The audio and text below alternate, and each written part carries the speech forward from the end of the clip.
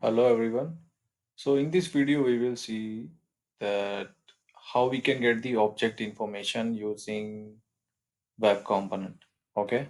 So as you can see, I'm using the UI object info API and I'm passing the object API name and it is returning me all the details. All the details means object API name, object relationships and standard and custom fields and even the record types also. Okay. So I'm just getting the details and I'm just showing in my HTML file. So by default, account object is set. So let's see. So here you can see, let me refresh it. Okay. So when I will click on get object info, so you can see API name and all the other things related to account object, all the child relationships,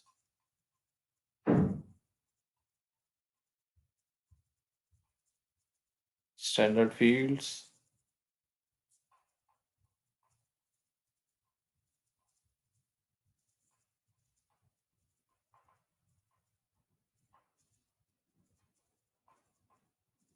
custom fields, record type. Okay. Let's try for custom object. Need to pass the API name. So I'm getting the book information. Okay. See standard field, custom field, record type is not there, but it is showing master record type. Okay.